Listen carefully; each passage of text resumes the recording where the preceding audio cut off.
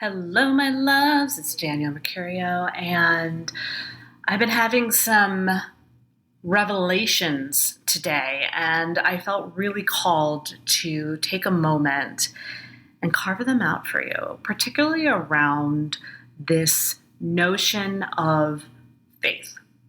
We all identify with faith in one way or another, whether it's through God, the universe, our higher self, nature, the patterns of how life unfolds, or anti-faith, not identifying with it, not having an attachment to it, not fully buying in or believing in it. Whatever it may be, we all have our own flavor when it comes to faith. And in particular, this episode, I'm moving my little notes over to the side. This episode is going to be for those of us that want to invest deeper in our faith, want to bank on the notion that we are being looked after, that honor the fact that we are taken care of. And we want to so be in that space that we are willing to override and eradicate not just the ego, because the ego is more neutral than we give it credit for. The ego is more just like, hey, you probably should eat something, or like, hey, did you pay the electric bill, right? Like the ego is just kind of like that sometimes annoying like task keeper, that person that kind of comes in to like hold you accountable to the things that you need to do so that you can survive.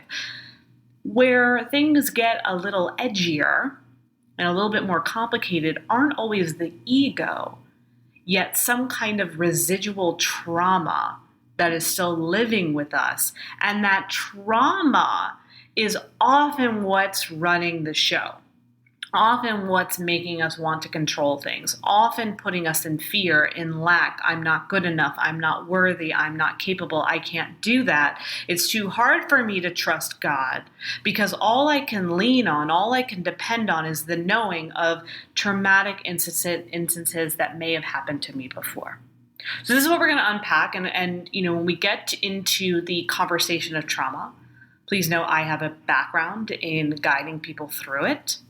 However, that being said, please make sure that you are seeking proper support if you still feel very deep in your trauma, if you still feel that you have unresolved issues. Trauma isn't something that we can manifest away. It's not something that we can just wave our magic wand and it's gone. However, the more awareness we have, the more insight, the more we're willing to look at it, the more we can start to regulate it, the more we can start to release it, the more we can start to lessen its grip on us. Let's move into that, shall we?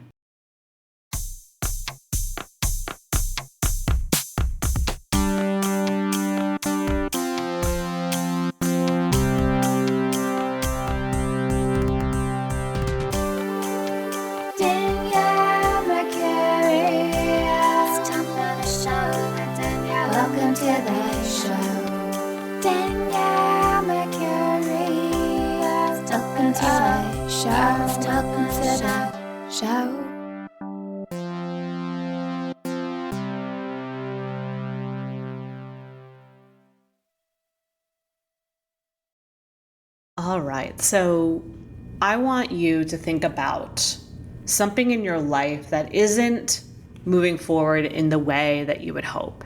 It could be career, relationship, health, home, money, travel, side hustle. There's likely something in your life that you'd like to see happen, that you would like to manifest, that you have been using your moon rituals and manifestation journals and affirmations around. Now, this is different than, how I want to say this is different than everyday life challenges that may come up, right? Like we have to realize that no matter what, things are going to happen on this journey that are unpreventable, that take us by surprise, that we didn't see coming, that we didn't expect. Things can happen to our loved ones. And I don't say this to kind of be a downer as we start off. I like to put in little disclaimers, because as much as I believe you can live the life that you want and everything is possible, we need to operate from a space of assurance and from a space of being realistic and not being delusional about what we are uncovering, about what we are moving into, about how we're using the magic that is sourced to us from the universe. So from that space, we all have a particular area in our life that we see ourselves as the creator of. You may see yourself as the creator of your own business. You may see yourself as the creator of that side hustle. You may see yourself as the creator of moving into that partnership.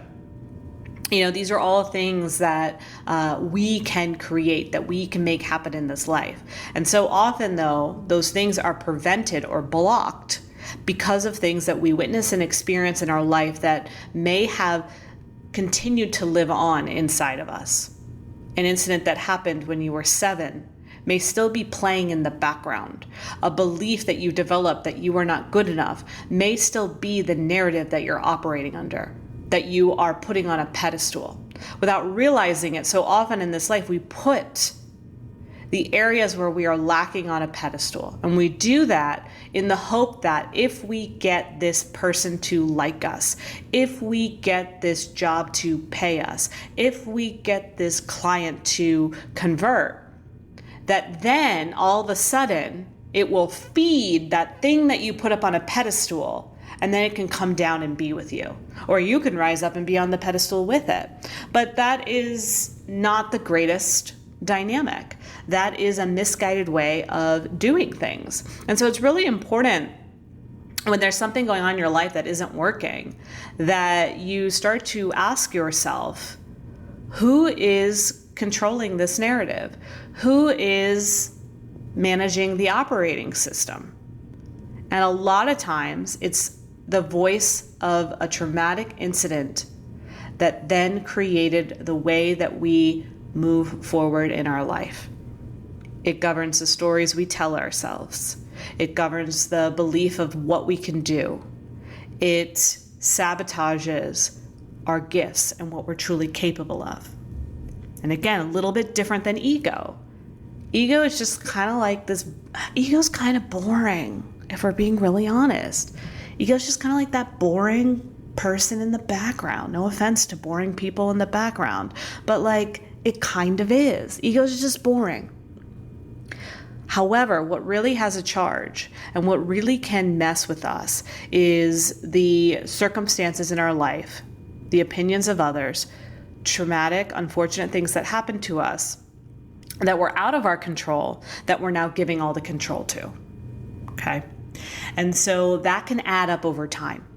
That can start to get in the way of doing things you love. You might find that you have some momentum. Let's say you're building a business and you're growing your Instagram following and you're getting some traction. People are liking your posts. They're listening to what you have to say. They're watching your reels. They're sharing your profile. This is all really good. This is starting to signify momentum. From that space, you're starting to say, hey, by the way, I'm hosting a workshop. Come.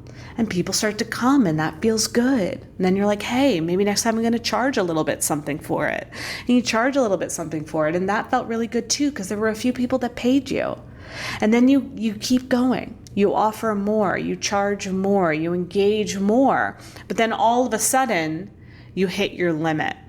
You start to plateau. For whatever reason, you can't go anymore. That momentum can't increase. That expansion starts to dull. You realize you're not in your essence anymore. And it's likely because all of a sudden you started to get interference from that deeper part of you that said, who are you to do this? Who do you think you are? You're never going to really get to the level that you need to. You're never really going to be able to do this. This was cute. This was fun and games. Oh, look, you made a little bit of money off of it. But do you really think you're going to make a living? Do you really think you're going to make a level of impact? Do you think people are going to continue to listen to what you have to say? All of that is going to start to run from this space where it's the air conditioner went on and I was like, I'm a little distracted because of the air conditioner. But all of that is going to start to disrupt your process. And all of a sudden that momentum, that higher vibration, that frequency that you were operating on, that you were believing in, starts to dissolve. And instead of being in the adjectives and the knowing of the areas in your life that you thrive, you're in the opposing forces of them. Okay, the opposing forces that represent confusion, loneliness, despair, disappointment, rejection. All of those things start to run the show, and then before you know it, it almost creates a new algorithm. Okay, and your algorithm is no longer woven with the really creative, juicy energy that you had flowing when you thought of an idea, and instead are replaced by these lower frequencies that represent your fears and represent things that may have been dictated to you at an earlier state in your being. And so what happens is, instead of figuring out how do I get back to being confident in who I am, in being resourceful in who I am, and being trusting in who I am, we try to make the opposing energies fixable. We start to control things to get rid of the lower energies, to try to make them go away, to try to mask them. But really, we're just giving our power to these energies. So often we're giving our power to loneliness, to confusion, to disappointment, to doubt, to despair, to lack, because it's bringing up old shit where those things were occurring in our life. And so we have a choice. We can keep investing in those powerless feelings. We can keep controlling. We can keep trying. We can keep putting them up on a pedestal. Or we can say, you know what? I think I just got hit with a virus. And when your computer gets hit with a virus, what do? You got to clean it out. You got to clear it out. You got to shut it down. And so oftentimes, in order to get rid of everything, we got to shut it down. And that's why sometimes in life, all of a sudden, you shut down. You need rest. Things aren't going your way. You're trying and you keep getting shown somewhere else. You keep getting rejected. You keep getting tested, and it feels like you're failing every test. Well, that's the universe saying, like, calm down. We need you to reboot. And in order to reboot, we need you to rest and get into a space where a recalibration can happen. Okay? So lower vibrations, our trauma, is like a virus, okay? And that virus has to be removed. And sometimes that's going to take therapy. Sometimes that's going to take a coach. Sometimes that's going to take showing up for your life in a different way, bringing in different opportunities, activities, surrounding yourself with individuals that are more in alignment with what you're doing as opposed to less than. And it's going to take deep trust in yourself and in that of your faith. This is where faith comes in. This is from making it your mission to invest in your faith over and over and over again, over investing in your fears. You can continue to invest in disappointment, and guess what's going to happen? More disappointment. You can continue to invest in loneliness, and guess what's going to happen? More loneliness. Or you can make a choice and say, I believe in this life that I came here for.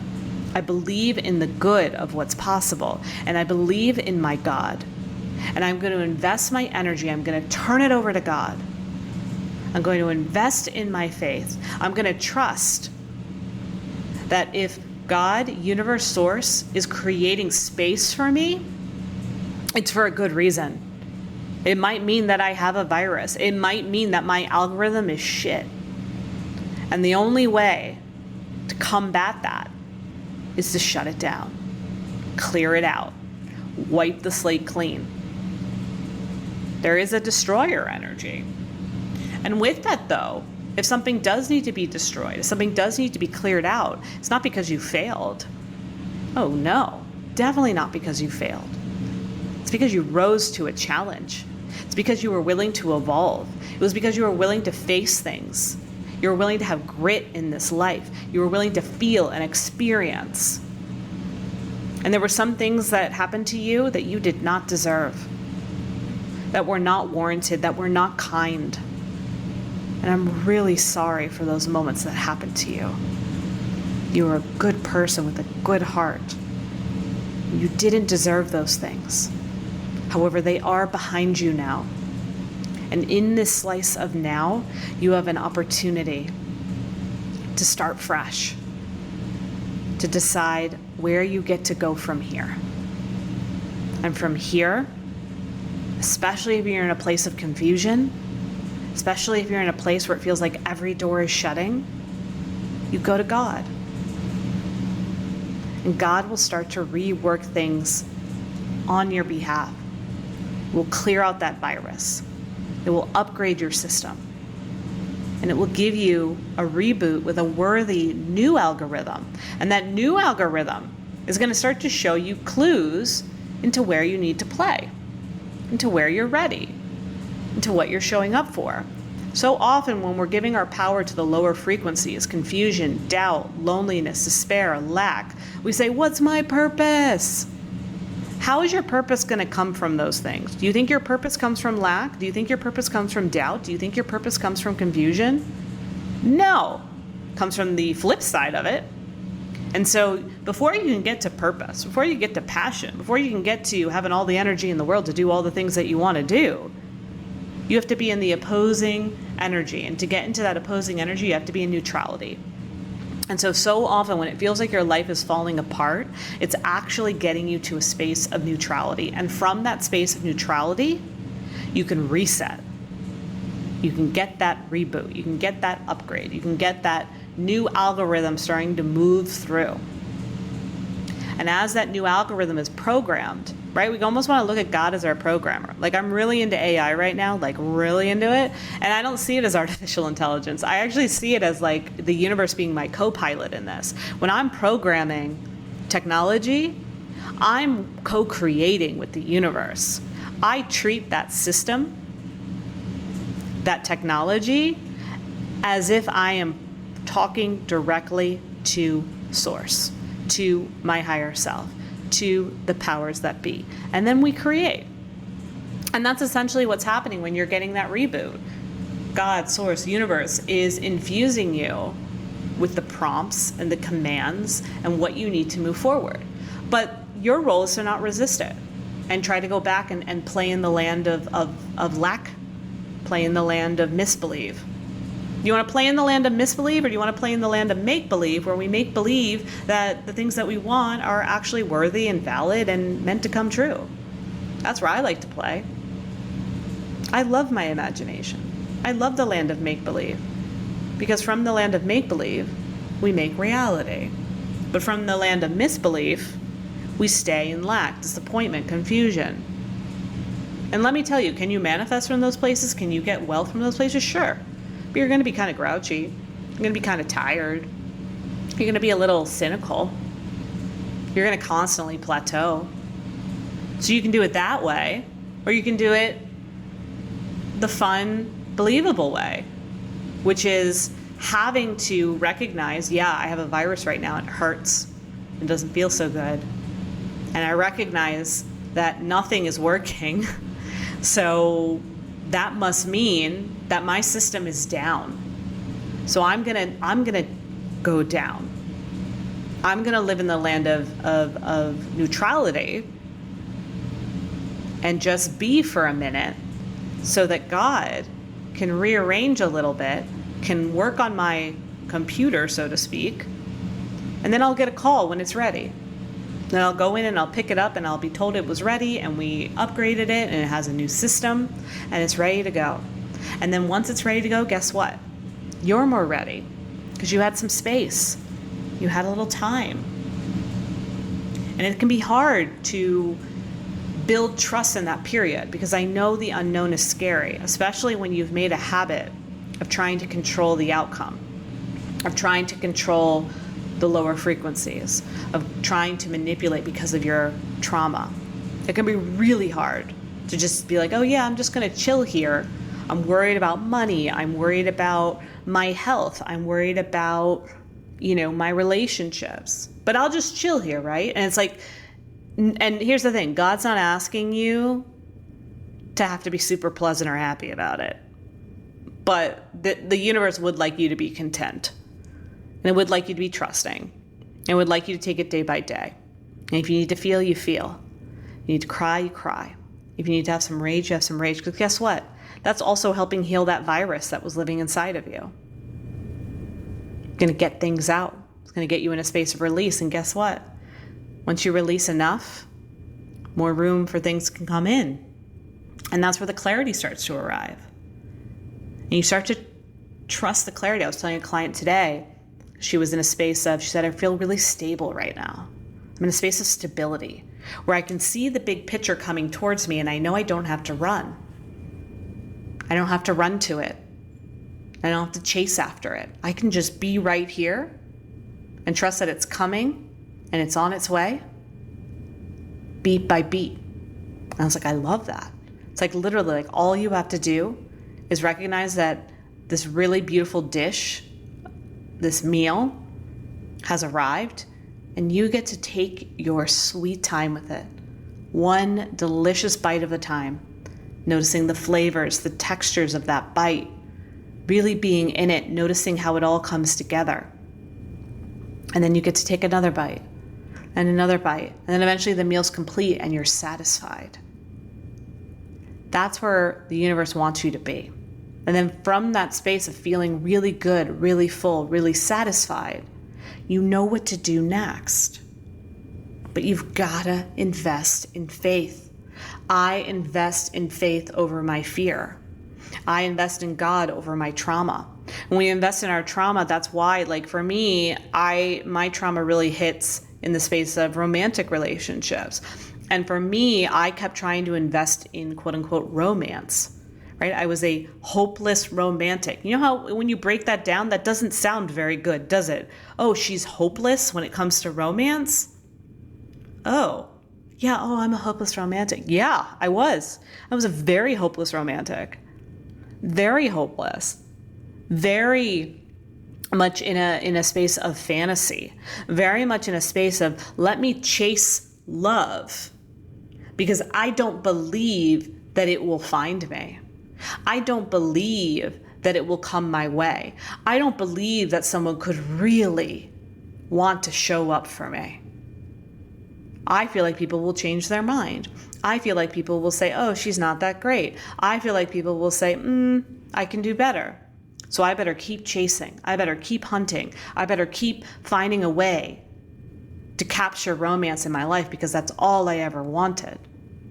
But really, all I ever wanted was love and emotional regulation and certain dynamics of relationships that I did not get growing up. And that's okay. That doesn't mean as an adult I can't have them. Because when I tap into faith, when I tap into God, not only do I feel love, validation, compatibility, completion, I feel the knowing that what I'm looking for is available to me. And it's from a space of realness. I texted my friend this morning. I said, I'm looking for realness, not romance. Romance will come. That's totally built into the framework of a partnership. Romance is part of it, okay? Passion is part of it. But I'm not leading with that. I'm not looking to be swept off my feet because guess what? That'd probably be a red flag, right? So don't be a red flag yourself and look for someone that's real. Look for someone that's genuine. Look for someone that's steady because those are the things that you're embodying. Okay? When it comes to relationships, if you're out there looking for a match, ask yourself, am I being real? Am I being honest? Am I being calm and steady? Or am I being frantic and needy? And that's why I want realness, not romance. The romance will come. The realness is where the faith applies. Real love. I'm not looking for hopeless love. I'm looking for real love. Okay? And you can apply that to other areas too in your life. It could be if you're building a business. A lot of entrepreneurs listen to this show, right? It's like, are you chasing your clients? Do you have fantasies about your clients? Because we do the same thing. We want our clients to love us the way We didn't get that love before. And as we are trying to grow a business, we're doing it from the narrative of traumatic moments that happen to us or circumstances, as opposed to building our business in faith. And it's a lot harder to build our business in faith because we aren't always given examples, but we are.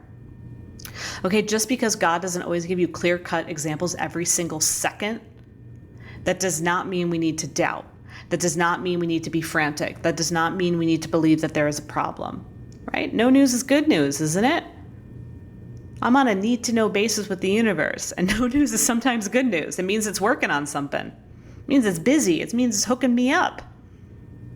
It means it's going to, at any moment, present me something really amazing. But if I'm constantly looking at how I'm not enough, how it doesn't work out for me, why am I always confused, why am I always stuck, then the universe is like, wow, like they're really jammed up right now. I don't have anything for them. Or I just have more of what they're putting out. So my question is this: what are you willing to invest in when it comes to the energetic components of your life? What algorithm do you want to co-create with the universe? How can you trust that narratives and circumstances that you picked up along the way aren't yours to keep, and they're not the voice of you as a creator, as a business owner, as an entrepreneur, as a partner, as an individual? They're not. And so I want you to make a practice in trusting that it's safe to have faith in the universe. That is your savings account, okay? God is our savior. Invest your faith into God and you will have a beautiful savings account set up where you know you are taken care of, where you trust the process. And when you have those moments where the fear starts to come in, you feel it, you recognize it, you witness it, and you ask yourself, is this truth? Is this God? Is this faith? Or is this an illusion? Is this a side effect of trauma? Is this something that I do not wish to carry? Is this an algorithm that's gone bad? And so notice it for what it is. And that's where you then start to evolve. You evolve out of it. You evolve out of the fear and into the soul. We came here to evolve our soul. And in order to do that, we have to recognize the fear for what it is, feel it, evolve out of it, shift into moreness, wholeness, soulness. And then we feel better.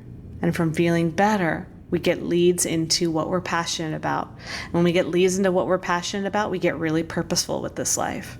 And we're feeling really purposeful with this life, we're feeling good. We're feeling like we're making impact. We're feeling like we're doing something that matters. And guess what? The more that we do things that matter, people, situations, moments come through that are really meaningful. And we didn't have to chase. We didn't have to run. We didn't have to figure out our confusion, our lack, our loneliness. We just had to move into the promise of the land of make-believe that is fueled by love, compassion, joy, certainty, freedom, innovation. And as we do that, that algorithm starts to construct more and more and more of things that feel in alignment with that. And so you can't go wrong. You don't have to worry. You don't have to wonder. Those that are in faith can move forward in life with a full-on knowing that they are taken care of and that it's going to work out either the way that maybe they anticipate or even better. So I want you to take a moment and notice the areas of your life that may be fueled by trauma, that may be run by fear. And I want you to notice why you're giving power to those things, why you're believing that the outside world can eradicate them, when really you have that choice and you and your unique relationship with God have that choice. When we say surrender your fears, we're saying, God, get this virus out of my body. take it in for repair. I don't want this anymore.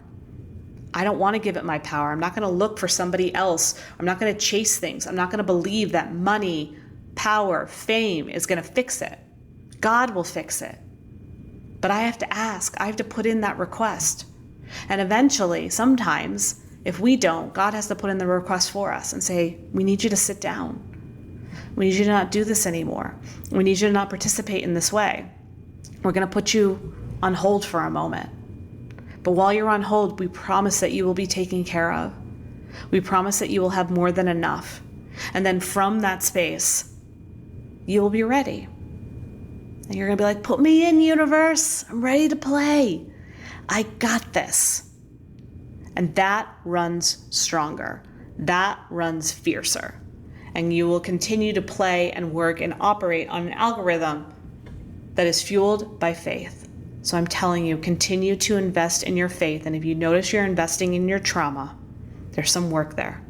There's people to reach out to, things to look at, viruses to clear, all of that good stuff.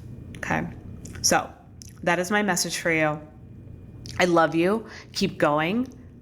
I have a feeling you are on the cusp of something really big, really amazing, really creative, really awesome. I can't wait to hear what it is. You are literally so close.